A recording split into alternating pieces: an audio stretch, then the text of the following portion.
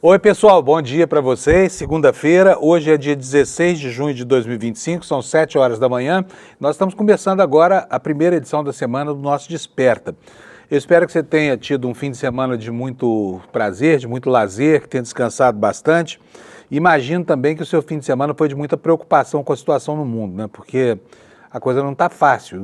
Nós vimos aí, hoje entrando o quarto dia dessa guerra insana iniciada por Israel contra o Irã e a resposta muito violenta do Irã. Enfim, nós estamos vivendo um momento de profunda apreensão no planeta que coloca no nosso radar, mais uma vez, né, a tão temida e tantas vezes adiada Terceira Guerra Mundial. Por quê?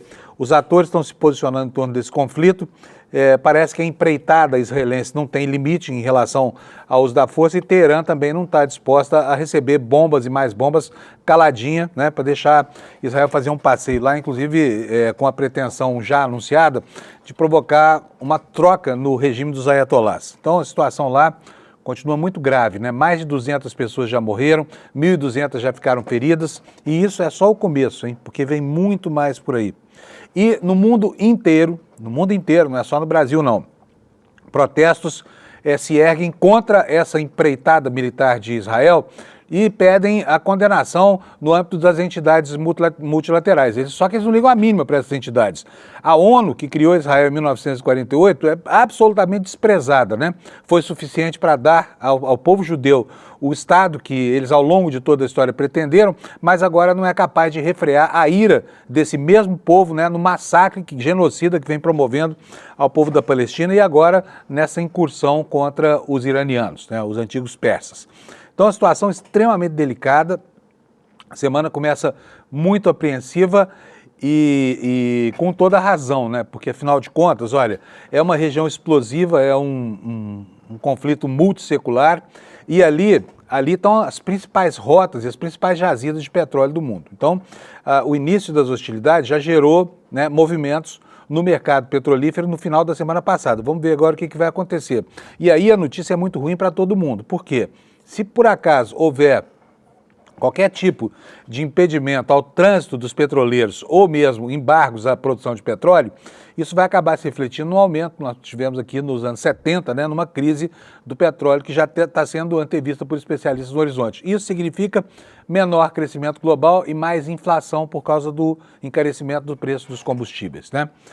Aqui no Brasil, os movimentos sociais fizeram várias ações no fim de semana pedindo que o presidente Lula rompa com as relações diplomáticas com Israel. Mas o governo brasileiro, apesar do tom das críticas, né, que são bastante assertivas, não parece muito empenhado em romper relações diplomáticas. Mas o Celso Amorim, que é assessor especial do presidente Lula, está falando aí em rompimento militar, né? Rompimento militar. Vamos saber melhor o que significa isso, tá bom? Bom, gente, aqui no Brasil nós tivemos no fim de semana algo inacreditável, que foi a queda de um balão com 33 pessoas a bordo. Foi um descuido evidente do piloto, um homem que não estava habilitado nem para transportar a quantidade de passageiros que ele levava, 33, e muito menos para fazer voos comerciais. Ele só podia fazer mesmo voos amadores. E por isso, depois da queda do balão, provocada, sabe por quê? Vou dizer para vocês por quê. Porque ele não prestou atenção à meteorologia, né? Os voos de balão só podem acontecer quando os ventos de superfície estão até 10 km por hora. Mas ele decolou, já havia previsão meteorológica de que os ventos chegariam a 70 km por hora. E aí o pouso é um desastre, acontece o que aconteceu. Morreu uma mulher, né? Os outros passageiros desse balão ficaram feridos. E tudo isso por causa da imperícia, ou sei lá do que, da voracidade por dinheiro desse piloto que, né, fez esse voo homicida. E só para não dizer que ele, não, mas ele não sabia, ele tinha razão, não tinha razão nenhuma, o tempo não estava, tá? Porque lá em Boituva, que fica do ladinho do lugar onde esse balão decolou, tinha lá um festival de baloeiros previsto para esse fim de semana, mas ele não aconteceu justamente por causa da meteorologia, né? O balão voa na velocidade do vento, com vento forte, o balão vai ter uma velocidade rápida em relação ao solo e aí acontece o que aconteceu, não é isso? Vamos falar um pouquinho aqui de futebol, gente, já que nós demos aqui os destaques. Daqui a pouquinho eu volto para conferir o clima e também os destaques do site do ICL, mas por enquanto eu quero chamar o meu amigo Alex Amorim, que está cheio de novidades aqui. Bom dia, Alex, tudo bem? Bom dia, Barunos, bom dia, comunidade do chat, como vocês estão? Vocês podem ver que o Alex está de camiseta verde aí. Vocês acham que isso é por acaso? Não é por acaso. Homenagem? Mas homenagem a quê, Alex? Foi um empate. Foi empate, mas o Palmeiras jogou bem. Nisso parecia que o Palmeiras ia jogar mal, porque é um clube europeu, só que jogou de melhor, na minha opinião, e na opinião da maioria dos brasileiros, e infelizmente ficou apenas no empate, Panunzo. Agora, só uma perguntinha aqui, para você querer botar gasolina nessa fogueira, mas se o Palmeiras, por exemplo, ganhar esse Mundial lá nos Estados Unidos, acaba a polêmica, né? O negócio de que os São Paulinos, os corintianos falam que o Palmeiras tem... Aliás, na sua opinião, isso é mentira ou é verdade, Alex? Isso é mentira, porque o Palmeiras foi campeão mundial em 51, e se o Palmeiras ganhar o Mundial esse ano, Panunzo, será bicampeão mundial, Panunzo. Será bicampeão mundial. Bicampeão. Perguntar isso para um palmeirense é puxar briga, né? Puxar briga. Ô, Alex, bom, nos jogos desse campeonato mundial que está acontecendo lá nos Estados Unidos, nós tivemos uma vitória do Botafogo, né? Uma vitória importante, né? Conta para nós como é que foi esse jogo. Então, o Botafogo jogou ontem, 11 horas da noite, contra o Seattle Sounders, que é dos Estados Unidos, e teve uma vitória de 2-1 para Panunzo e assumiu a segunda colocação no grupo, que conta com PSG e Atlético de Madrid. O Palmeiras ficou com empate 0-0 contra o Porto e hoje, Panunzo, terá um jogo entre Flamengo e Esperance, que é um grande clube da África, da Tunísia, e será às 9h40 da noite, então terá esse jogo brasileiro hoje. Muito bom. Aí tivemos até uma chocolatada lá ontem, né? Um time da Nova Zelândia ou da Austrália, que perdeu por 10. Nova Zelândia. Perdeu para quem? Perdeu de 10-0 para o Bayern de Munique. Lembrando para nós que o Auckland City, que é o time da Nova Zelândia, ele, no seu clube, os jogadores são profissionais, porém eles têm outras áreas de atuações. O goleiro, por exemplo, Panunzo, ele é empilhador numa empresa lá na Nova Zelândia, então eles têm essa vida dupla entre o CLT e ser jogador profissional. Não precisava tomar um chocolate desse tamanho, 10-0, acho que é o recorde em matéria de humilhação, né? Sim, foi o placar com maior goleada no Mundial de Clubes, Panunzo, 10-0. Bom, aí pega um clube desses aí, né, de empilhador, de operador de empilhadeira, a gente até entende, mas aquele 7-1 do Brasil e Alemanha, aqueles 7-1 são muito mais significativos do que esse 10-0 aí, né? Isso é verdade.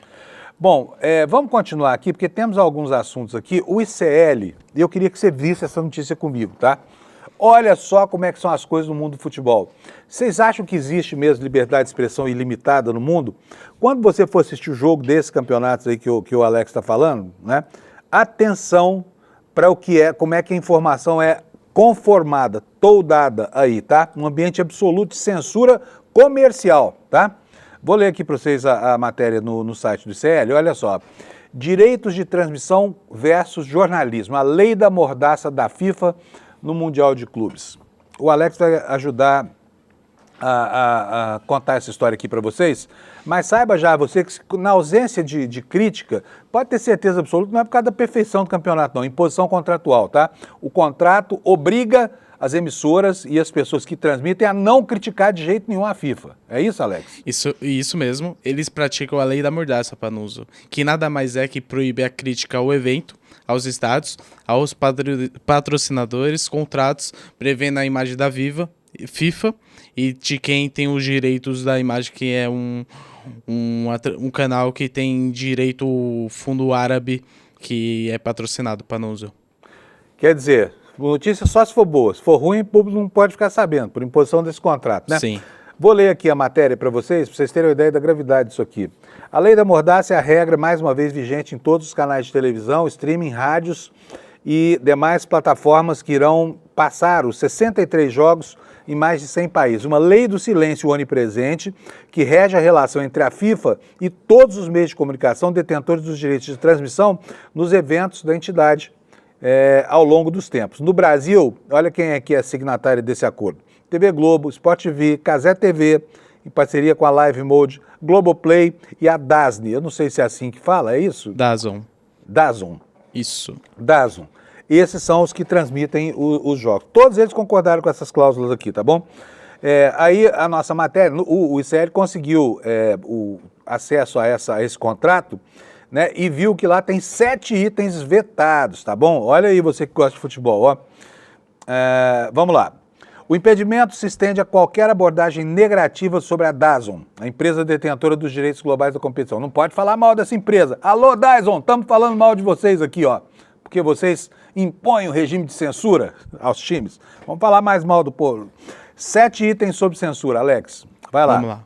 Criticar o evento, a FIFA ou a DAZN, falar mal dos estádios, mencionar patrocinadores negativamente, divulgar ou vender o contrato, usar falas comerciais sem aprovação prévia, fazer publicidade fora do intervalo e revelar qualquer informação do contrato, mesmo após o torneio, Panunzio.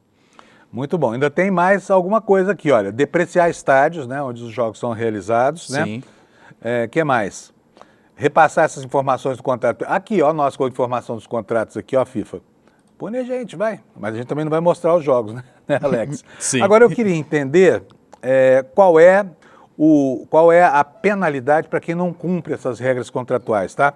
Aqui está escrito que essa empresa, DAZN, pagou $1 bilhão à FIFA pela propriedade, além de transmitir de uma plataforma própria, e ela também faz licenciamento dos jogos, né? A expectativa anterior da FIFA era de arrecadar $2 bilhões, quer dizer, o dobro, né? Vendendo os direitos do Mundial, mas com a proximidade da disputa, esse valor acabou ficando frustrado. De qualquer jeito, né, é um valor gigantesco, né? E o mundo inteiro gosta de futebol, né? Sim. Mas aí a gente fica, né, sujeito até a gostar um pouco menos, porque, meu, o que é isso? Como assim pôr uma censura dessa? Quer dizer que não pode falar mal dos organizadores, não pode criticar. Que diabo de democracia é essa? Precisa mandar o pessoal do Corinthians lá, hein, Alex? O pessoal da democracia corintiana, não é não? Isso é verdade. Lembrando que a FIFA, o Panunzio, ela tem uma prática de blindar quem fala mal dos parceiros desde a Copa do Mundo do Catar em 2022, Panunzio. Então isso é uma prática que ela já vem elaborando há algum tempo. Que legal. Bom, então você já sabe como é que funciona, né? Quando aquele locutor de voz tonitruante e tudo mais estiver elogiando, você pode saber que é jabá. Quando não for jabá, não pode falar. Então que ele se cala, né?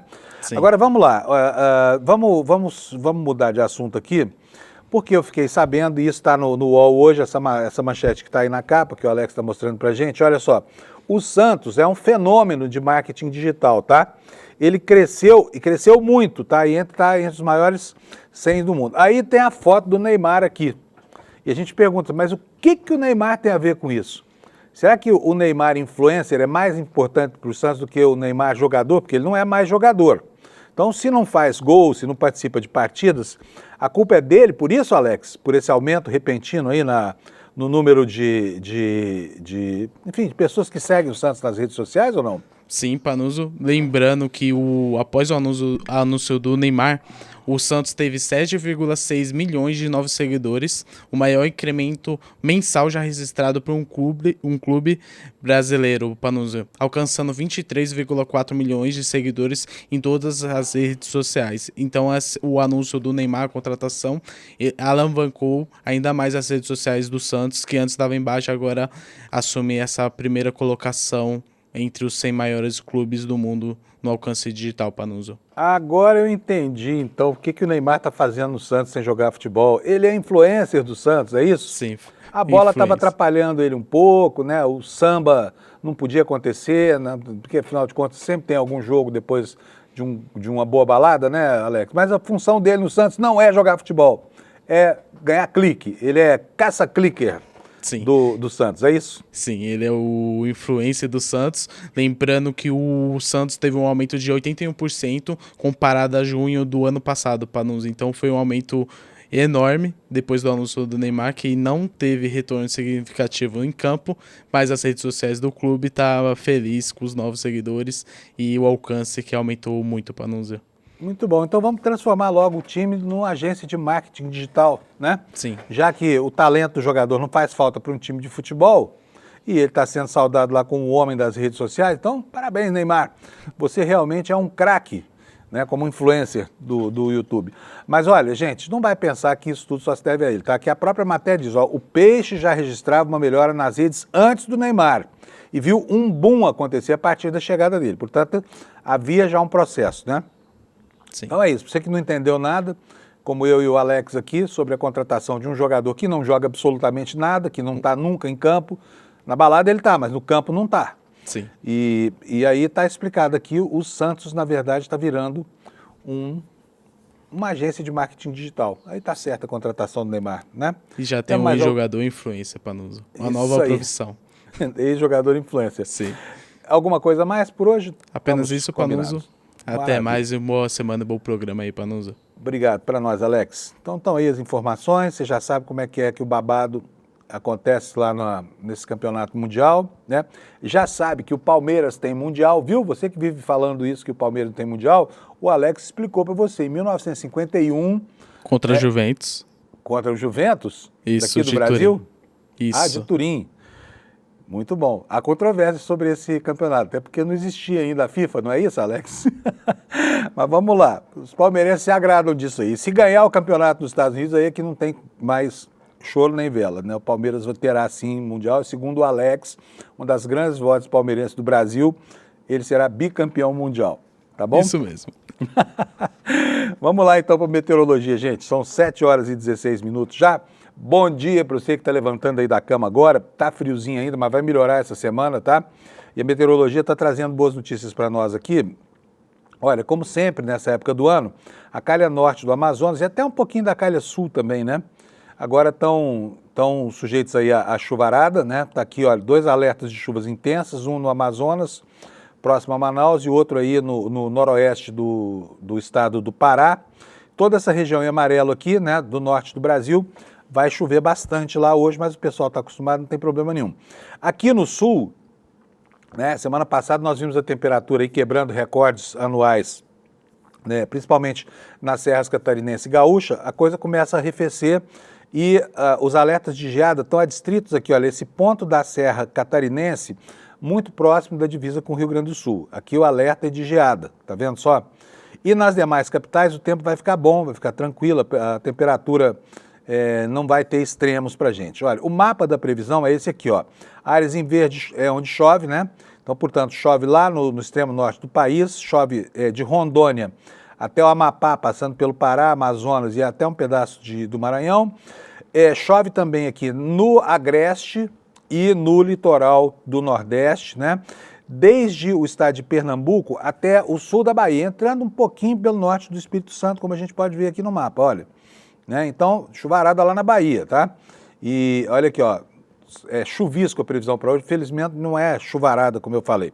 Agora, só para a gente tirar a dúvida sobre algumas temperaturas muito baixas aqui, vamos ver como é que vai ficar o tempo. Olha, Porto Alegre mínima de 13, com máxima de 18, Florianópolis 16, com a temperatura ainda 25, Curitiba, que foi a capital mais fria nos últimos dias, mínima de 11, durante a madrugada já aconteceu, máxima de 20, aqui em São Paulo 12 graus de temperatura mínima, com 24 de máxima, quer dizer que o pessoal hoje vai poder tirar o casacão, né? Belo Horizonte 11 de mínima, mais frio do que São Paulo, com 24 de máxima, e Campo Grande 17 graus com 29 de mínima, tá? O restante do Brasil, temperaturas normais para que você aproveite o seu dia hoje, tá? E o outono aí se fazendo sentir, né? Muita seca, ar com umidade relativa já muito baixa, principalmente no miolinho do Cerrado brasileiro, que é o que mais a região que mais sofre com esse momento. Mas tá bonito, gente, vocês já viram a quantidade de ipês florindo para tudo quanto é lado? Essa época do ano é uma profusão de flores, né? Eu fico encantado com as ondas de ipê, né? Parece que elas seguem uma ordem, primeiro o roxo, depois o amarelo, depois o rosa e finalmente o branco. E essa onda já começou. Ela não acontece ao mesmo tempo em todos os lugares, mas você tem floração de uma espécie mais ao norte, de outra mais ao sul, enfim, as árvores vão formando aí essa paisagem maravilhosa do outono, né, contrastando com aquele céu avermelhado do pôr do sol mais lindo do ano, que é o pôr do sol do inverno, tá bom? Gente, vamos para os destaques do ICL aqui, então. Botar para vocês aqui a capa do nosso site no ar. O site, você já sabe, é o icl.com.br. E a manchete não poderia ser outra, porque o mundo está preocupadíssimo com o que está acontecendo lá no Oriente Médio, né? Olha, já foram 3 dias de conflito, a nossa manchete diz aí, Israel e Irã trocando ataques pesados, né? Explosões registradas nos 2 países, danos muito firmes à infraestrutura militar do Irã e, ao mesmo tempo, danos em áreas civis do Estado de Israel, que gera, né, muita dor, muito sofrimento nessa guerra tão sem sentido, né, entre dois países que até outro dia eram aliados, hein? Essa que é a questão toda. Com discursos sempre do lado do Estado de Israel, prometendo provocar um câmbio no regime dos ayatolás. É como se Israel fosse um grupo revolucionário que quer democratizar o Irã, de alguma forma. Justamente, né, um dos estados mais fascistas do mundo, que hoje é Israel, com seu projeto de poder para um vizinho. É o suprassumo do imperialismo interveniente, né? Mas está aí, estão trocando bombas lá, mísseis e tudo mais. Você já reparou que nas guerras de hoje você não ouve falar em batalha homem a homem? Não tem mais soldado trocando tiro dentro da trincheira, né? São guerras de teleguiados, são guerras de drones, de mísseis, que têm o potencial mesmo de fustigar a população civil. Então acho que nós estamos vivendo hoje um dos tempos mais desumanos, né, de toda a nossa história, porque já existe a tecnologia para fazer ataques cirúrgicos, quando é o caso. Eu sempre tendo a achar que nunca é o caso, porque guerra é um espetáculo de violência, sangue e tristeza. Mas enfim, mesmo com essa tecnologia toda, e as pessoas continuam morrendo dentro de casa, civis, desarmados, inocentes, né? E 240 e tantos já morreram nesses atentados recíprocos aí de Israel e do Irã. Uma tristeza ver isso acontecer, enquanto o mundo não sabe o que fazer com esse conflito. Por quê? Porque você tem, de um lado, um sujeito que é um obcecado por violência, que é o Netanyahu, né? Obcecado por limpeza étnica, que é um fascista autêntico, e do outro lado você tem um regime ditatorial que também está escorado num potencial bélico muito forte, né? Agora, durante os primeiros atos dessa cena de guerra, o mundo se limitou a fazer eles estão brigando, como se essa luta, essa batalha, essa guerra não fosse uma batalha absolutamente previsível. Inclusive, ela foi antecipada tantas vezes, né? Por avisos de que um lado mandava para outro, e houve algumas incursões no ensaio dessa história toda que já indicavam que isso iria se transformar mesmo num conflito de maior gravidade. Agora, essa semana é uma semana muito importante, tem uma reunião do G7 que vai acontecer essa semana. O Lula está lá, o objetivo dessa reunião era falar mais sobre clima, mas é óbvio que a emergência militar vai tomar o espaço na pauta. E nós vamos começar já a falar sobre isso aqui. Mas antes vamos saber como é que foi lá o terceiro dia de conflitos, o que aconteceu. Eu vou abrir aqui a matéria no site do Célio, para que você possa ficar bem informado, né? Essas imagens, olha, imagens como essa aí que você está vendo, são imagens que tem aos milhares na internet, né? Uma tristeza ver isso acontecendo, mas essa imagem é a imagem dessa guerra. O que diz o nosso post aqui no site do CL? A tensão entre Irã e Israel entrou neste domingo pelo terceiro dia consecutivo de trocas de ataques militares, abrindo múltiplas frentes de agressões. Em números oficiais foram registradas 80 vítimas fatais pelo lado iraniano e 14. Esses números aqui já estão superados, tá? Já subimos além dos 200. Nos dois lados, equipes de resgate permanecem em operações nas áreas atingidas e os números oficiais devem ser atualizados nas próximas horas. Disputa iniciada na madrugada da última sexta-feira, quando Israel informou que realizou algo que eles chamaram lá, que é um nome bastante diferente daquilo que a realidade sugere, né? De ataques preventivos. Preventivo de quê? Como é que alguém começa uma guerra dizendo que está se prevenindo contra a guerra? Enfim, como resposta, até o sábado 14, o Irã já havia lançado 6 mísseis contra as cidades israelenses de Tel Aviv, Rishon e Lezion. E nesse domingo as operações atingiram também Bat Yam, Rehovot, Tel Aviv e arredores. Sirenes soaram em Jerusalém, Tel Aviv, e as autoridades orientaram moradores a permanecerem nos abrigos, né? A matéria atualiza informações até a noite de ontem. Está dizendo o seguinte: na noite desse domingo, explosões foram registradas em Jerusalém e Tel Aviv. Imagens mostram rajadas de mísseis nos céus das duas cidades. Imagens simplesmente impressionantes, né? As Forças Armadas do Irã alertaram os moradores de Israel para que deixassem as proximidades de áreas vitais para sua segurança em um comunicado transmitido pela TV estatal no momento em que o Irã lançou um novo ataque contra Israel. Mas, na verdade, os mísseis caem em qualquer lugar, né? Os mísseis que não são interceptados aí por esse domo de ouro, que é o sistema de defesa aérea de Israel, aliás, muito eficiente. Enquanto isso, né, os aviões de Israel passeiam sem enfrentar praticamente nenhuma resistência pelos céus do Irã, que parece ter tido as suas defesas antiaéreas profundamente comprometidas, se é que elas existiam, né, que é outro dado que a gente não tem.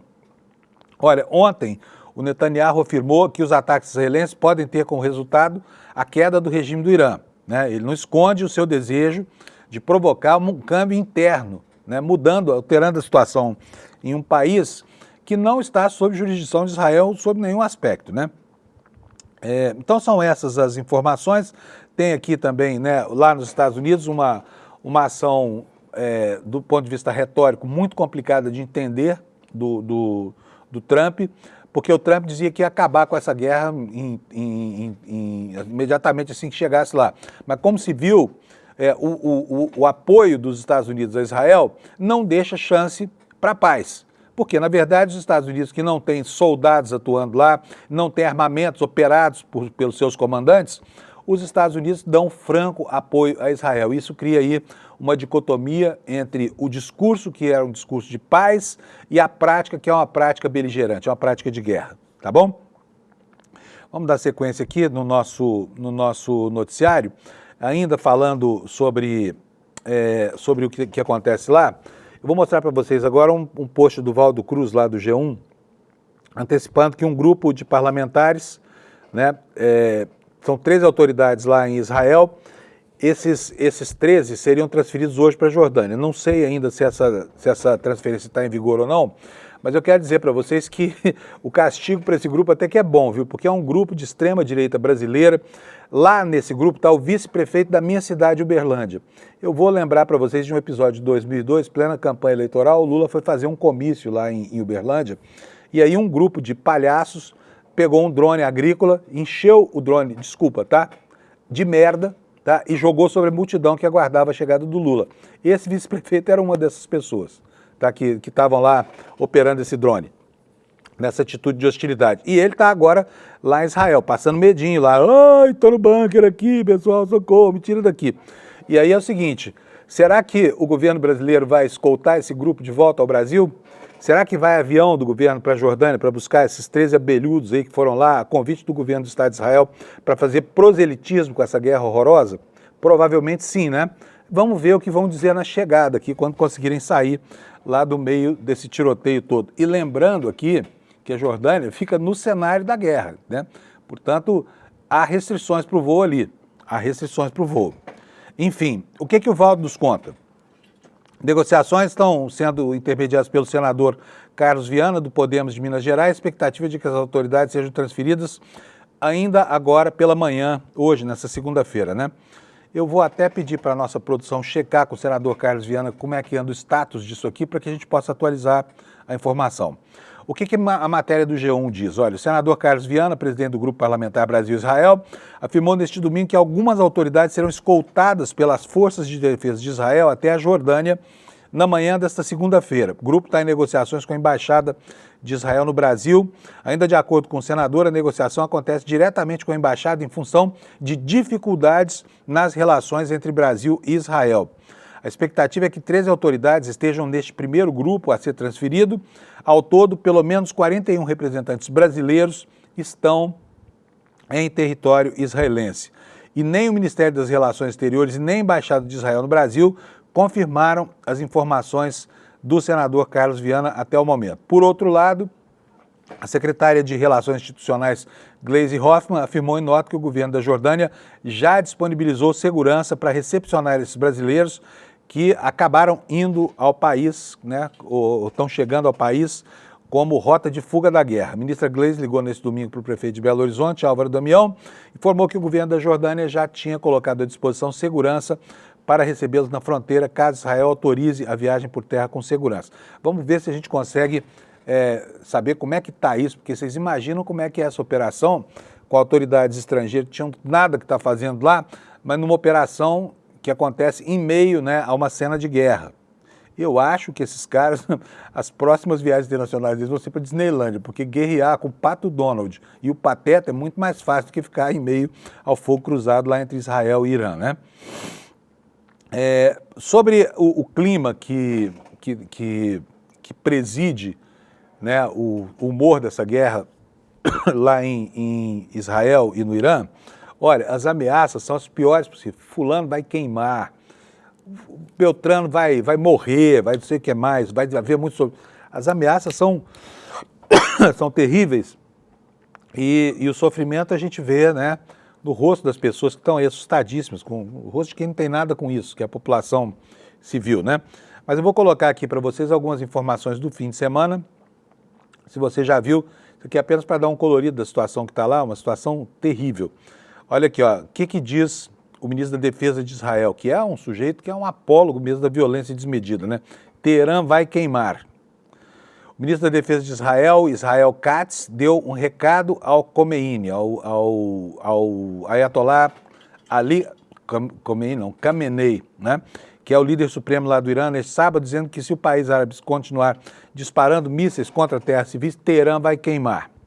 O ditador iraniano está tomando os cidadãos iranianos como reféns, criando uma realidade na qual eles, especialmente os moradores de Teherã, pagarão um alto preço pelos danos flagrantes infligidos aos cidadãos israelenses. Se Khamenei continuar disparando mísseis contra a retaguarda israelense, Teherã vai queimar, disse esse Katz, em um comunicado, depois que projéteis iranianos foram lançados contra Israel entre sexta e sábado, causando danos extensos na região de Tel Aviv. Israel ataca, né, mata muita gente. No primeiro dia foram quase 80 mortes e não quer que haja uma resposta. Não, deixa só a gente bombardear. Vocês ficam aí só recebendo as bombas mesmo, tá? É isso mesmo, olha, o ataque iraniano foi uma resposta à ofensiva sem precedentes do Estado judeu no Irã, que já soma 78 mortes, já somava no primeiro dia 78 mortes e mais de 320 feridos, né? E o Khamenei classificou essa afronta como uma declaração formal de guerra e a guerra já está se desenvolvendo. Nós falamos agora aqui sobre essas autoridades brasileiras que estavam lá fazendo turismo na guerra de Israel, que estão agora lá apavoradas, querendo voltar para trás. E a negociação que acontece entre o governo brasileiro, né, vocês viram aí a intervenção da Gleisi Hoffmann, mas num ambiente muito ruim da diplomacia entre os dois países. Por quê? Porque nós estamos na iminência de que haja aí um rompimento de relações. E ainda que não aconteça rompimento de relações diplomáticas, o presidente Lula é um crítico, mas muito assertivo desse problema que está acontecendo lá em Israel. Ele não se poupa de manifestar posições que são posições, né, posições críticas mesmo, e aliás, posições muito bem colocadas cá para nós, porque é exatamente isso, aceitar esse genocídio promovido por Israel e a instabilidade que o Estado judeu gera hoje para o mundo, não é só para a região dele, não é só para essas forças que estão lá diretamente nessa ação beligerante, é para o mundo, porque o risco que tem aí é o de que essas ameaças de que Teherã vai queimar, não sei o que mais, que seja mesmo o uso de um potencial nuclear que Israel certamente tem, mas tem, como acusa o Irã, tem por baixo dos panos, né? Porque formalmente Israel não tem nenhuma bomba de São João, não tem nada. Mas todo mundo sabe que ele tem, ele pode ter cerca de 400 ogivas, né? E como a crueldade tem sido a tônica de todos os movimentos aí comandados pelo governo Netanyahu, imagina-se aqui que a vontade de fazer a capital do Irã queimar não seja apenas metafórica, né? A gente torce para que isso não aconteça. Agora, em meio a isso tudo, o governo brasileiro tem que coordenar essa negociação para que esses políticos que estão lá fazendo proselitismo em Israel cheguem em segurança numa área fora da zona de guerra, que no caso seria a Jordânia, só que num ambiente tenso, né, nas relações diplomáticas, né? E é tenso por quê? Porque a pressão para que o Brasil rompa com Israel é uma pressão de fato, né? Espera-se que ela gere alguma consequência. No Brasil, de fato, tem essa matéria que você está vendo aí na sua tela. Ato em São Paulo aumenta a pressão para Lula romper relações com Israel. Milhares de pessoas foram às ruas manifestar apoio aos palestinos contra o genocídio em Gaza, que, aliás, corre o grande risco de, diante da escalada militar, né, com o Irã, ficar em segundo plano, perder a visibilidade, a gente perder a noção dos horrores que estão sendo perpetrados lá dentro da faixa de Gaza, né, e o massacre à Palestina em função de que há algo mais grave do que isso do ponto de vista da violência da guerra no horizonte da gente hoje, né? Mas está aqui a foto do Brasil de fato, olha, ontem muita gente foi ao centro de São Paulo para ver, para se fazer perceber, para pedir uma intervenção do governo brasileiro, né, condenando na prática esse processo todo de massacre do povo palestino. O que é que diz a matéria do Brasil de fato? Começa com um bordão que foi entoado ontem pelos manifestantes aqui em São Paulo e em outros lugares do Brasil. O bordão é o seguinte: governo Lula, eu quero ver ruptura com Israel acontecer. Então está aqui um desafio de uma galera que é base desse governo, né, cobrando do governo uma atitude de coragem diante da escalada militar e das crueldades promovidas lá pelo Estado de Israel. A matéria do Brasil de fato fala que essa frase foi a mais entoada pelos milhares de manifestantes que ocuparam as ruas de São Paulo ontem, domingo. Manifestações ocorreram em outras cidades como Brasília. Só na capital paulista participaram 30 mil pessoas, segundo os organizadores.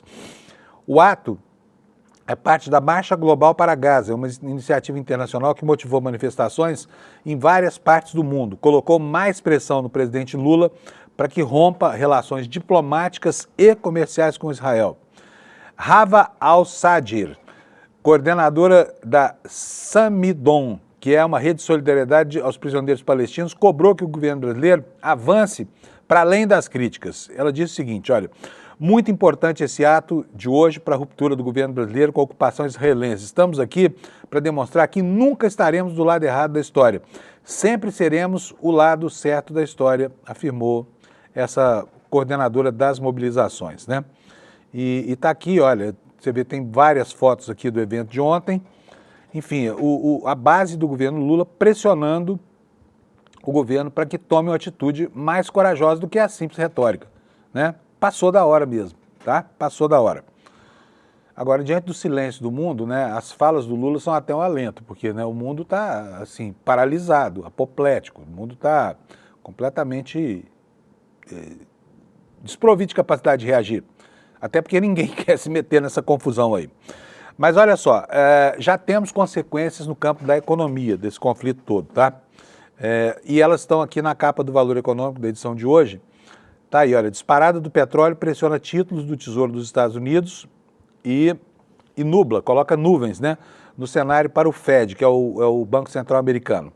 O que diz a matéria? O aumento das tensões geopolíticas com o conflito entre Israel e Irã desde a noite da quinta-feira e sexta-feira, madrugada de sexta, pelo horário do Oriente Médio, chacoalhou os mercados globais e provocou um movimento ambíguo do comportamento das treasuries, que são os títulos do Tesouro Americano. Se em um primeiro momento a busca por segurança levou à queda dos rendimentos dos papéis, logo depois prevaleceu uma visão de que a inflação poderá ser ainda mais alta lá na frente. No fim, os juros americanos subiram em todos os vencimentos na sexta-feira. E os mercados lá abrem mais tarde, nós ainda não sabemos como é que vai ser o início do comportamento, né? Mas daqui a pouco a Débora Maganha, às 11 horas, vai atualizar para a gente essa repercussão econômica do conflito na nossa vida, né, na nossa vida aqui comezinha. A matéria continua dizendo o seguinte: a escalada bélica no Oriente Médio vem em um momento no qual o Federal Reserve, o Fed, o Banco Central Americano, luta contra as pressões inflacionárias e coloca sobre a mesa um desafio adicional às vésperas da reunião de política monetária marcada para quarta-feira. É o Copom deles lá, se reúne quarta-feira. Na semana passada, por alguns momentos, o mercado praticamente se desfez de todo o prêmio de inflação exigido pelos investidores. A leitura benigna dos dados de preço ao consumidor e ao produtor referentes a maio provocou um alívio no mercado da inflação implícita, que é extraída de preços de ativos. Na quinta-feira, essa inflação implícita, conhecido como 5Y, 5Y, considera um período de 5 anos, nos Estados Unidos chegou a 2,2%, um nível muito próximo da meta de inflação do Fed, que é de 2%. Na sexta-feira, o indicador subiu para 2,25%, depois do choque nos preços do petróleo. Então, está acontecendo, né? Petróleo é a principal commodity que complica ali, tem naquele enclave ali, São 70% do petróleo do mundo que são produzidos, tá? E quase tudo passa por um estreito pequenininho, que é o Estreito de Hormuz, bem ao alcance das armas dos dois lados, tá? Então pode sim haver um embargo no tráfico de petroleiros, a situação é muito insegura e isso vai acabar repercutindo aqui no preço do petróleo. E subir o petróleo, sobe tudo, sobe química fina, sobe frete, sobe o custo das mercadorias, sobe tudo, vai ser muito ruim para o mundo, né? Então vamos ficar atentos aí aos mercados de hoje, porque eles estão falando, né? Vamos passar agora para um assunto interno. Só que antes eu quero contar para vocês que nós tivemos uma aula magna espetacular sobre o caos instaurado nas relações políticas e sociais por um projeto da extrema-direita que se apropriou dos mecanismos, né? Se apropriou dos meios para provocar isso e, ao infundir o caos, conseguiu crescer no mundo e muito, espalhando fake news, porque essa é a técnica. A aula foi essa que está aqui do meu lado. Cadê, Alex? Mostra para nós. Semente do Caos. Foi o professor João César de Castro Rocha que fez a aula, apoiado pelo Eduardo Moreira. Gente, foi um espetáculo. Eu separei até um trecho para vocês, porque hoje tem um replay, e eu já vou dizer para você como é que você faz para assistir tudo, tá? Vale super a pena, tá? Vale a pena. O professor João César é um homem absolutamente brilhante, e ele é talvez o maior estudioso brasileiro hoje dessa, digamos assim, dessa sistemática, né, do método de ação da extrema-direita no Brasil, que hoje é sinônimo de bolsonarismo. Mas vamos ver um trechinho da aula em que o professor vai identificar para nós qual é o papel que cabe a cada um dos elementos que compõem essa grande engrenagem de comunicação, né, que inclui redes sociais, perfis do YouTube, mensageiros como WhatsApp, Telegram e tudo mais. Então vamos ouvir um trechinho da aula de ontem com o professor que deu tanto de si para que a gente possa entender direitinho por que o caos é o projeto da extrema-direita. Roda, Alex, por favor. A respiração artificial de centenas de milhares de pessoas neste país, incluindo políticos como o clã Bolsonaro. Então, já temos dois elementos: correntes de WhatsApp, redes sociais. Acrescentemos um terceiro: aplicativos, como, por exemplo, Discord, Telegram, ou aplicativos como o Mano, que por muito tempo era um aplicativo que teve como garoto propaganda Flávio Bolsonaro. Ou, para quem tiver algum momento de melancolia ou de nostalgia, se quiser pensar que o mundo pode ser melhor, vá no Facebook e entre na TV Bolsonaro. 24 horas por dia, 7 dias por semana, notícias do clã Bolsonaro, com destaque, claro, para Jair Messias Bolsonaro. 3 elementos: correntes de WhatsApp, redes sociais, aplicativos. 4º elemento: o elemento que é o verdadeiro porto, que é o elemento de concentração da radicalização no mundo inteiro e, portanto, no Brasil. Um sistema integrado de canais de YouTube. O YouTube no mundo inteiro é o principal veículo de radicalização política e, portanto, o principal veículo de difusão da extrema-direita. Esses 4 elementos reunidos já é um ecossistema absolutamente assustador. Canais de WhatsApp, redes sociais, aplicativos, canais de YouTube. E é assustador porque ele se retroalimenta. Um vídeo de YouTube vira corte para a rede social, que vira corte para o WhatsApp. Uma notícia do aplicativo se desdobra numa matéria do YouTube, que vira corte mais uma vez para o WhatsApp, que por sua vez é utilizado nas redes sociais. O sistema se retroalimenta. Mais do que isso, o sistema se retroalimenta e é uma máquina de monetização em todos os níveis. O YouTube e as redes sociais são máquinas poderosíssimas de monetização. E para as plataformas, quanto mais radical, quanto mais virulento, quanto mais violento, quanto mais agressivo o discurso, mais atenção captura. Quanto mais atenção captura, mais dinheiro produz. Há, portanto, uma afinidade estrutural profunda entre a radicalização da extrema-direita e a monetização das plataformas. Pois é, esse é só um trechinho para você ficar com bastante água na boca, gente, olha. E hoje à noite nós vamos ter aqui um outro evento para você que não teve como assistir ontem, que quis, esqueceu, perdeu horário. Aliás, é amanhã, né? É amanhã, terça-feira. O replay é amanhã, terça-feira. Então, amanhã, não hoje, amanhã, terça-feira, nós vamos ter a reexibição, o replay, como a gente chama aqui no ICL, a reprise, aliás, de A Semente do Caos, a reprise, tá? Replay é outra coisa. Depois eu explico para vocês. Mas vamos lá, olha só. Como é que você vai fazer para assistir? Bota aqui a tarjinha para gente, Alex, por favor. Cadê o nosso banner aqui? Tá aqui, ó. despertaicl.com.br, você vai aqui, pega lá seu convite e pode assistir amanhã a Semente do Caos, a aula magna espetacular do professor. E olha, gente, é uma oportunidade rara, porque ele tem uma didática tão boa que o assunto, que é complicadíssimo, fica absolutamente inteligível, tá? Então não perca, vai lá, despertaicl.com.br, pega logo o seu ingresso e já marca na sua agenda aí para amanhã você não perder de novo, tá? Porque foi muito bom, foi muito elogiado e a audiência foi maravilhosa. Não deixe de assistir, é de graça, é para todo mundo, nem precisa ser apoiador do ICL, tá? É para que a gente ponha na cabeça como é que a gente vai enfrentar esse ambiente de caos, projeto da extrema-direita para infernizar a nossa vida enquanto manipula as nossas expectativas de poder, tá bom? Vamos continuar falando agora, gente. Vamos lá. Tem muito assunto ainda para o programa de hoje. Tem pouco tempo, porque já faltam só 15 minutos para terminar. Quero mostrar para vocês um dado super significativo que também é destaque no nosso portal do ICL, que é o envelhecimento da população, né? A população está ficando velhinha e eu olho para mim mesmo como retrato pronto e acabado dessa situação. Eu aqui ficando não, idoso já, plaquinha de idoso no carro e tudo mais. Mas vamos lá. Como deveremos ser 2 bilhões de pessoas até 2050. E isso, segundo os prognósticos aí que estão em voga, vai aumentar os casos de violência. Essa perspectiva, quem está trazendo é a própria Organização das Nações Unidas, tá? Aqui no intertítulo, a matéria fala que até 2030 o número de idosos deve subir 38%, saltando para 1,4 bilhão de pessoas no mundo. Vamos lá? Matéria também do Brasil de Fato, que o nosso site reproduz para você. Até 2050, 1 em cada 6 pessoas terá 65 anos ou mais, com um total de 2 bilhões de cidadãos nessa faixa etária. Atualmente, 1 em cada 6 acima de 60 sofreu algum tipo de abuso no último ano. Olha que absurdo. Uma pessoa com mais de 65 anos em cada 6 foi abusada, sofreu violência, sofreu algum insulto. Isso ao longo só do último ano, né? Se a estatística for mantida, em 5 anos, portanto, 6 anos, todos os idosos vão ser, de alguma forma, enxovalhados ou sofrer alguma ação de violência.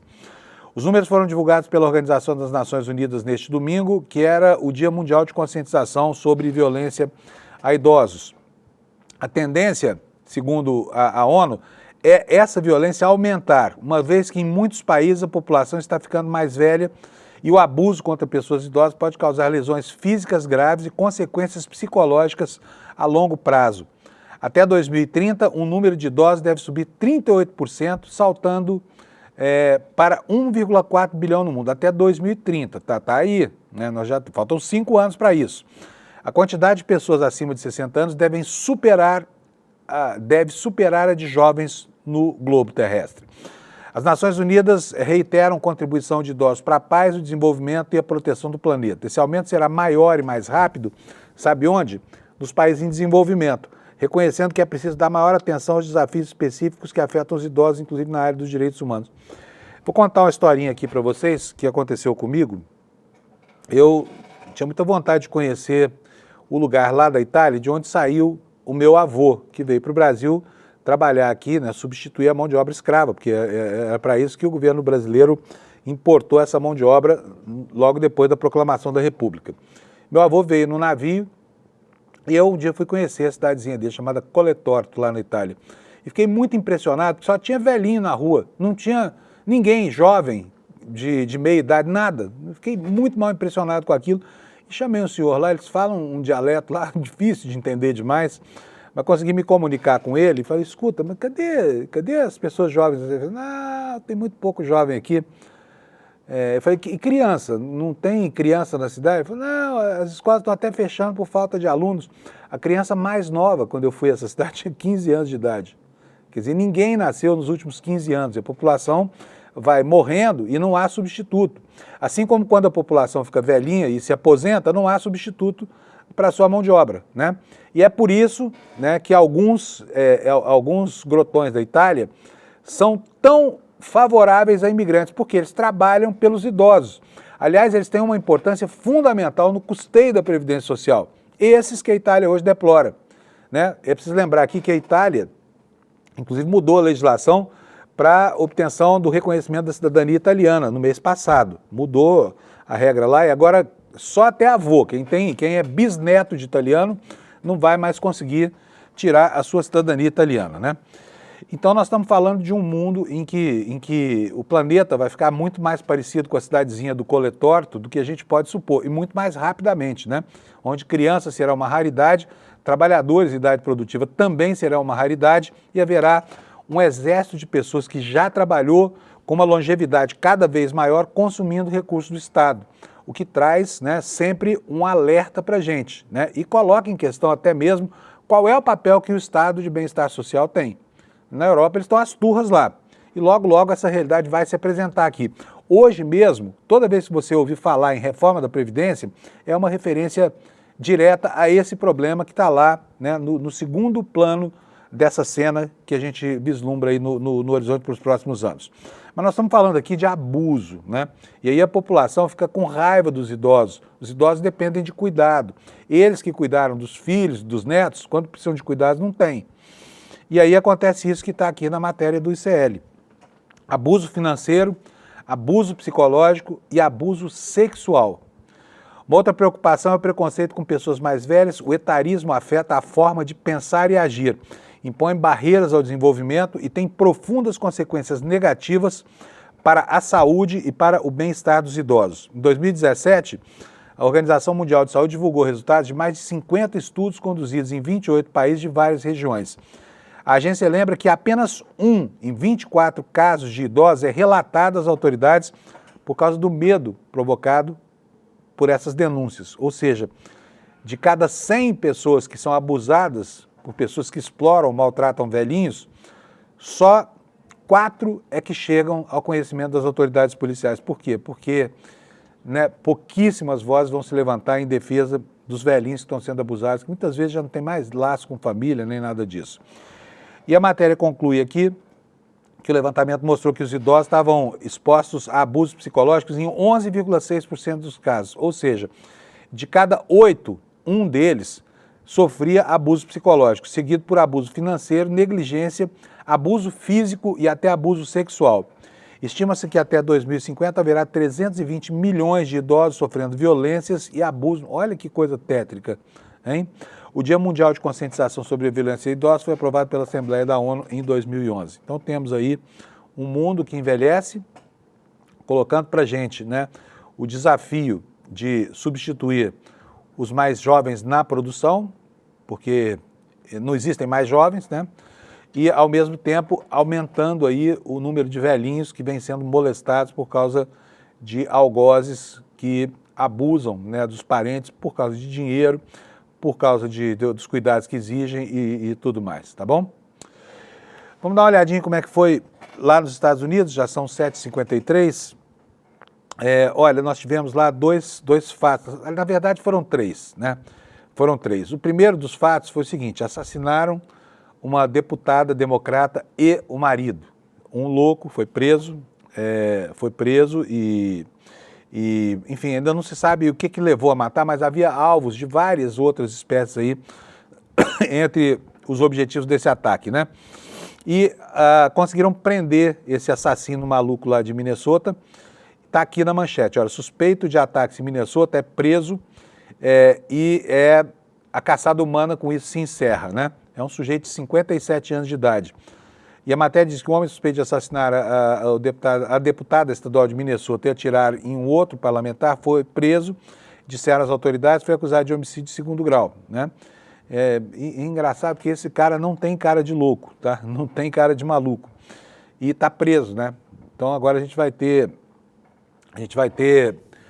pelo menos como saber o que leva uma pessoa a fazer um ato de insanidade desses aí.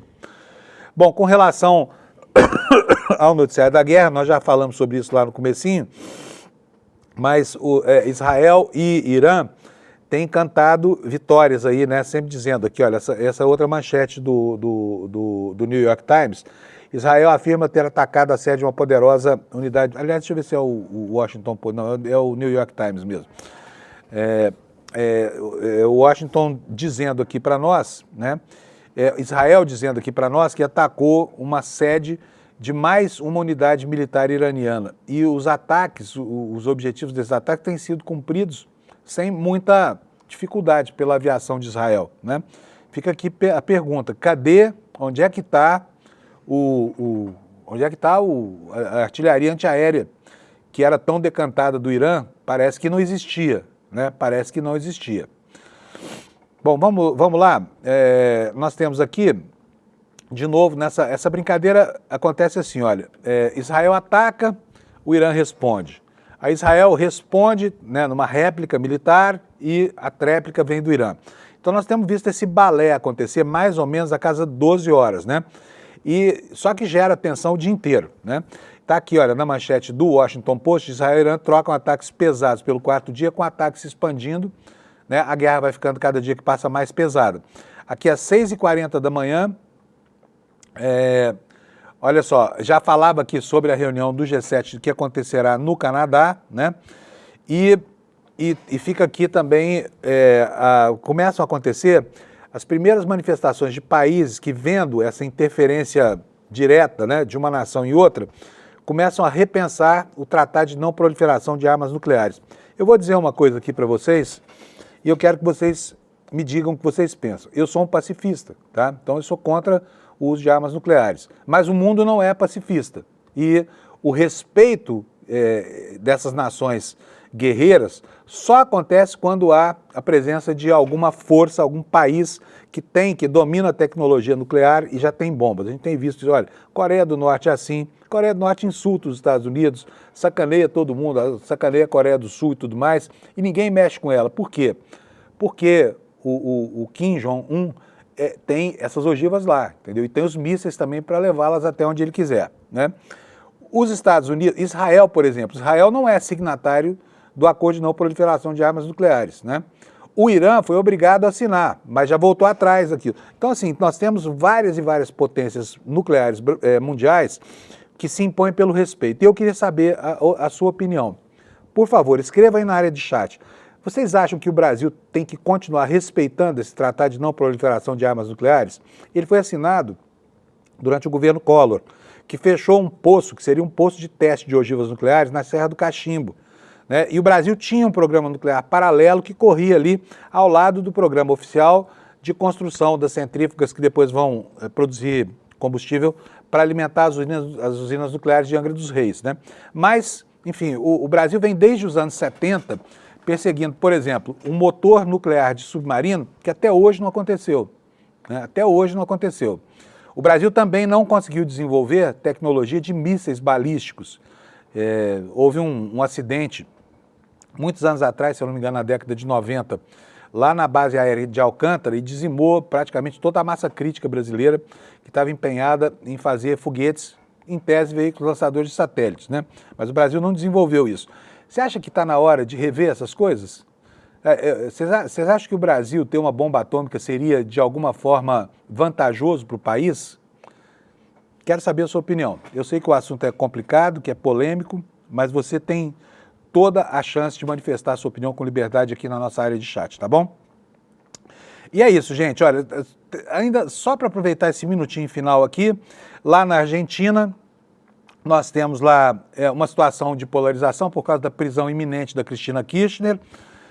Isso já vai dar uma certa confusão hoje. Deixa eu colocar aqui na página do Clarim, porque está aqui, olha, a Justiça não quer que o lugar de detenção da Cristina Kirchner se converta em um bunker político, ou seja, num centro de romaria, que fatalmente vai acontecer. Ela deve se entregar na quarta-feira e os juízes já admitem que ela pode cumprir, sim, prisão domiciliar. E aí a casa onde ela mora viraria um centro de peregrinação, que é tudo que a Justiça argentina não quer, né, porque é uma justiça, inclusive, refratária aos movimentos da Cristina Kirchner. Ela mesma tem denunciado a justiça como se fosse, se a corte que a condenou fosse uma corte de aderidos, né, ao antirrusticialismo, ao antiperonismo, que ela diz representar. Portanto, ela se entrega na quarta, deve cumprir prisão domiciliar em casa. Os argentinos estão mobilizados e provavelmente vão transformar, sim, a casa dela num centro de romaria, que é tudo que a justiça não quer. Dito isso, quero dar bom dia para vocês, desejar boa semana, lembrar aqui uma vez mais da aula magna, que é amanhã, não perca, tá? Se você não viu no domingo, vá assistir, tá? iclnoticias.com.br. Só ir lá e fazer sua inscrição, pegar seu convite para assistir a Semente do Caos. Excelente aula magna feita pelo professor João César de Castro Rocha, tá bom? Boa semana para vocês, gente. Semana que vai ser curta. Eu encontro vocês aqui amanhã às 7 da manhã. Tchau, obrigado pela audiência. Fala, turma. A gente teve no domingo uma das aulas mais importantes da história do ICL e também uma das que teve o maior público até hoje. Uma aula onde o professor João César Castro Rocha revelou em detalhes o plano em curso da extrema-direita no Brasil. E é um plano para semear o caos e colher o poder total. Se você não assistiu essa aula, você tem a obrigação de fazê-la. Isso porque se todos não souberem do que está acontecendo e se a gente não se juntar para enfrentar, a gente corre o maior perigo que já correu até hoje. A gente liberou o replay dessa aula para que você possa assistir.